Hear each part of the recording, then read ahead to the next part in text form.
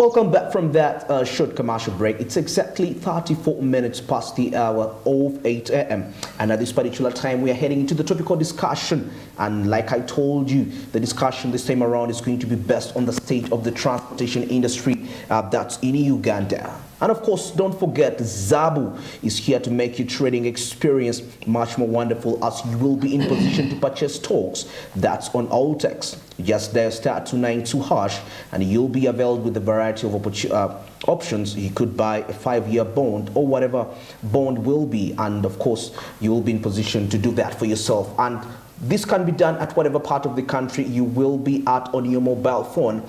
And of course, the markets open at 8:15 a.m. and they close at exactly 3:15 p.m. We are talking about East African time. Do something new for yourself with Zabu, as you can earn yourself a side income. And now, heading straight to the topical discussion, with me on set, I'm with the operations manager.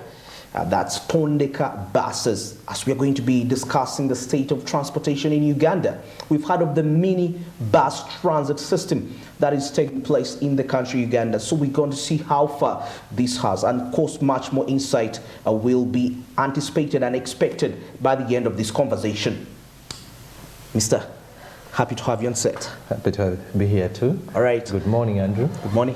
Introduction to the viewers. Thank you. My name is Edward Ulayeneza. Yeah. I'm the operations manager at Tondeka Metro Bus Company. We have been in operations now for about 6 weeks.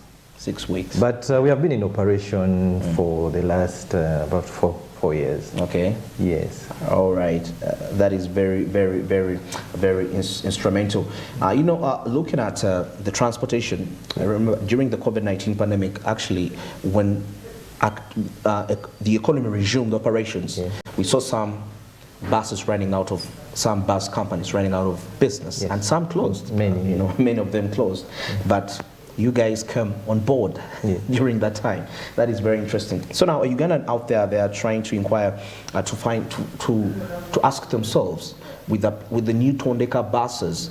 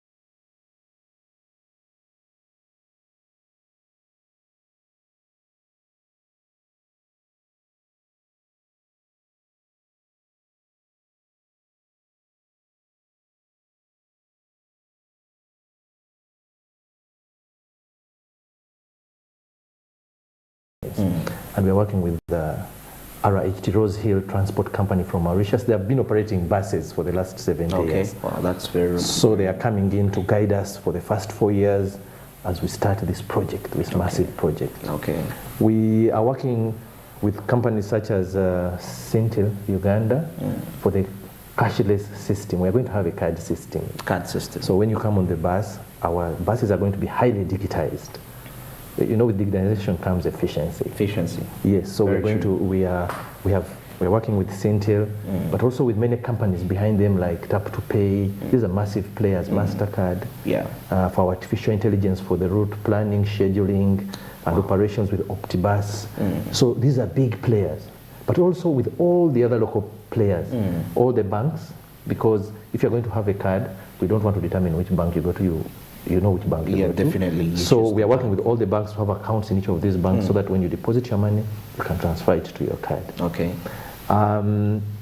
Key in this is that we want to offer a safe, a reliable, and affordable, fast transport system, and very safe. It's very safe. Yes. So with the digitization comes many aspects like the people counters, which determine the number of people, automatic vehicle, location at any time. So these are highly digitized systems. But one that I wanted to show you is that at Tondeka, we are geared towards working with government to provide a service. We carried out an empathy map and we put ourselves in the shoes of the existing players. Yes. So we are building on what has been there before in the taxi industry, with the former players in the bus industry. But this being a new concept, because the concept of a city bus service, a mass bus transit service is new. So we are also learning. Maybe yes. before something small, a little, because you've been mentioning the different services that people should expect from that. That is very, very interesting and very exciting. And maybe a Ugandan out there would love to know, because I know they would want to be a part of these services. Yes. They definitely want. But so far, on the current standing, where do we stand regarding to accommodate the populations? Okay. The different people from the different regions. Yeah. Okay, thank you.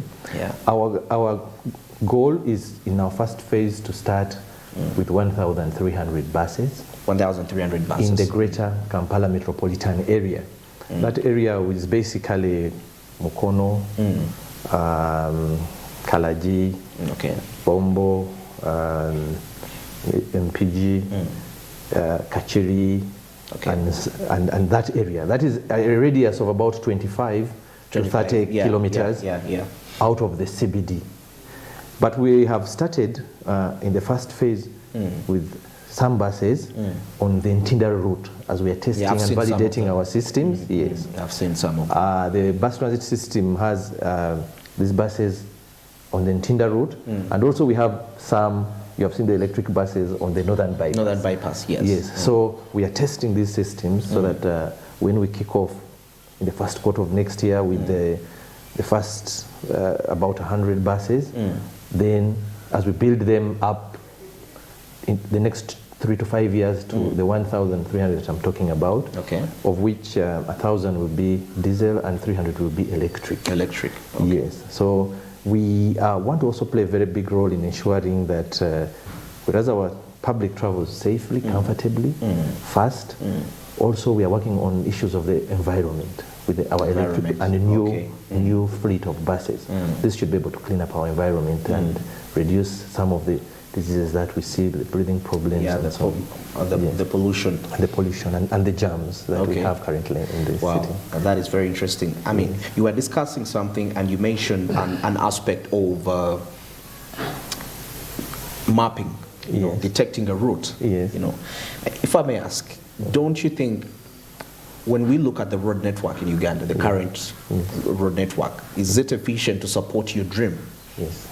Okay, thank you. We are working closely with government and many other players. The municipals, KCCA, to be able, once we have the fleet of buses that we require on a particular route, we are working on seeing that we have bus lanes that can move us faster on these bus lanes for the public, because what we are doing is basically, when you look at the population, the traveling public in this area that we're looking at in the greater Kampala metropolitan area is about 2.6 million. 2.6 million. But with that first phase of 1,300 buses, we expect to transport about 1.2 million, which is just about 1.2 million. Yes, half of that. Okay. So for that particular area, we need about 3,200 buses. 3,000 in metropolitan. In the metropolitan. But because government is also interested in seeing that this is done in a gradual process, so that the existing players can be built into the system. We are working with them closely. We have what we call the Tondeka Feeder Road project, where these buses will operate on the first tier roads, but the other modes of transport will be able to bring them from the other routes onto the bus system. So they are key players in ensuring the success of the mass bus transit system in Greater Kampala metropolitan area. Wow, well, that is very, very, very interesting. And maybe before we wind up, before we go for a break, and we have a lot to discuss regarding this matter, let's talk about the aspect of Uganda's adaptation to electric vehicles. You know, I mean, a lot of people, I happened to do a survey some time back. I went to the tax parks and I was discussing with these different taxi operators, and to them, electricity is, Uganda is, to them, it's not yet any closer. And I believe you do both fuel and electricity. Speak to those people regarding that aspect. Thank you. We would have loved to have all our fleet 100% electric. But there are a number of things that we need to look at that have to be in place for us to successfully have this. Government has actually given us a target to ensure that this is the last fleet that has diesel buses. The shelf life of these buses, the life cycle is about 10 to 12 years. 10 to 12 years, that's quite fair. That's fair. So after this fleet, 100% we will have to go electric. And by then government thinks we shall have most of the infrastructure that we need. There's a lot that is required to have the electric buses in place. One is basic charging infrastructure. I was about to come to that area. Where and how long we are already working with the Minister of Energy to see that we have charging points along these roads, and also to encourage the public, because then it will be more efficient when you have even other players being able to use these facilities. It makes it cost efficient. The other aspect that we are looking at is the cost of having these EV buses. Just to inform you, the cost of an EV bus is 2.5 times that of a diesel bus. It's quite up there. It's costly. So you may not have that kind of capital in place. But as Tondeka, we like I said, we are focusing on moving passengers from point A to point B comfortably, reliably, affordably. And so we don't invest, even with the buses. We are not going to invest in these buses. We're not going to buy them up front. We have an operating lease facility where we'll operate them and pay for them over time. So that we don't tie down resources here. So we are working with Kira Motors, and we are going to ensure that these buses are provided to us to operate, and they are also working with many other players on issues of the financing and so on. But that was our target. When we worked out our numbers, we thought the start of 300 EV buses in the first phase is a good start. It will also give time to the other players, to the Minister of Energy. The other issue is the tariffs on power. We want to look for favorable tariffs for the charging of electric vehicles. So that will have to go through the Parliament of Uganda to ensure that these incentives are provided. Thank you. So, basing on that discussion, you're saying there is a bright future for Uganda to adopt electric vehicles. Very bright. We are getting there. We already there. Just imagine a situation where the producers of these vehicles are here with us. So everyone should really support the initiative of the government to have buses made in Uganda, because that goes a long way in ensuring efficiency of the service in terms of maintenance, in terms of being able to deal with issues quickly, so that the traveling public is not delayed, or even simply replacing the buses. Because like I said, we are going to focus on that. But also it's very important to understand the whole arrangement, that it is the way to go, the public-private partnership, where government is producing these vehicles, providing them to an operator who can operate them fast and ensure that the service levels are up there, are top notch for the traveling public to be able to enjoy these services. If you have been on our buses that are operating currently, we are providing these services affordably, because that is key. So we have worked it out at an average of 100 shillings per kilometer. 100 shillings per kilometer? Yeah, so if you're moving to town from Ntinda, it's about 9 kilometers, so it's 1,000. That's why we charge 1,000 shillings. 1,000. If it was further out like Entebbe, it would be about 2,500. But we are doing this just for the time being, because we are going to introduce a card system where you can pay a daily rate, you can pay weekly rate, a monthly rate. Okay. So that if, for example, you pay 5,000 shillings. Those are 5 days? No. That is for the whole day. In the whole day? Yes, so you can move onto that bus, go anywhere within this Greater Kampala metropolitan area. The week we are looking at, when we are looking at our numbers, is about 35,000. 35,000? Yes, to 40. And we are going to have 2 fares, because we want to integrate all the other modes. We shall, for example, once you are digitized, you can link up, for example, with these other players like Safe Border who have the apps, so that you pay for your journey once you leave home. You can jump onto the border, it brings you, or the taxi or the special hire, it brings you onto the bus, you go to work, on your way back home, but you pay 1 fare. And 5,000? Yes, or 6, slightly more. And you can even go like, so it's like an unlimited internet bundle? Exactly, an unlimited internet bundle. You can jump on with your card, but also use it for many other things. We're working with MasterCard and Union Pay, so that you can use this card for your shopping and your fees and every other thing. So that is another aspect that we want to use to ease in the transport, be able to provide transport solutions for the traveling public. Okay. Yes. Well, that is very, very interesting. Maybe something still on electricity. How long does it take to charge one vehicle?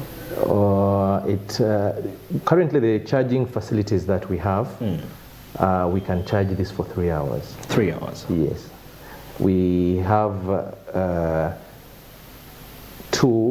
we have a charging port that charges 2 buses. If you charge 1 bus, you can charge for 3 hours. If you're charging 2 buses at the same time, then it will be 6 hours. But of course, we are working with the ministry to be able to get high voltage chargers, so that we can be able to reduce this eventually as this fleet grows of the EV buses. We'll be able to bring that down. Yes. That is very, very interesting. Maybe now the last question in 3 minutes before we get into a break. Let's talk about the inspiration of this, because Uganda, we've seen our transportation industry from way back, how it's been. Of course, it's always been evolving. And let's look at the spark. What really sparked off this idea to be like, Uganda, we can also have this? Because I believe such policies have been put into consideration, but implementation. Why this time around? Okay, thank you. The need to have and deal with the issues that we currently face in the public transport sector. You can just tell from the jams we have. Definitely. That we are losing about 3 hours a day in some areas. 3 hours a day. 1.5 coming into town and then leaving in the evening. So we have an unproductive workforce. That time could be used. Yes. So it is different players. Of course, the government of Uganda, guided by His Excellency the President, but also the private players. Yes. I'll give you an example. We have, in our discussions with the different players, for example, the taxi bodies, we sat down with them and said, look, instead of having 1 taxi park in the middle of town, where everybody is coming into the middle of town, we can have terminals. Okay. Yeah. In Mukono, in Balala, in Mukono, or in Kalaji, or in Bombo, or in Kachiri, or in Sanji, where those who are coming from up country simply come, are dropped off, and then the city bus service brings them into town. So that instead of 1 taxi park, you have 6 taxi parks in each of these areas to reduce this congestion. In town. But also, of course, also government is working on the road network to ensure that for the people who don't have to come into the city center to go through, or those trailers which are driving to go across town to the other countries in Rwanda, in Congo, in the DRC, in Burundi, they don't have to access the city center. So government is working on that. So all that will come in place to assist to ensure that we reduce the congestion and the pollution especially in the urban areas, and to be able to improve the lives of our people. Wow. Yes. Very, very interesting. Yes. All right, it's still the topical discussion, and we are discussing the state of the transportation industry in Uganda as we see the mass bus transit system in Uganda being implemented. And of course, depending on what we've been discussing, I'll say it's too good to be true. And of course, we are coming back to exploit more of this information, quite more. We've just started, and much more interesting facts are coming about regarding the transportation. And of course, we've seen the source, the inspiration of the idea. Did you know that actually you lose 3 hours on a daily basis? And of course, all this is putting together the hours you spend in jam, going back, like reporting to work, coming back from work, you lose quite a number of hours, and this kind of a system will be resolving, and this will promote efficiency within the country. And of course, I always talk about the aspect of the velocity of money. When we have a fast transportation system, business activities are running at a very faster rate. That means the velocity of money also is moving at a faster rate. I mean the time the money takes to exchange from one hand to another, and definitely economic progress is inevitable. This is a revolution. Let's get into a short commercial break. We shall be returning, still discussing the state of the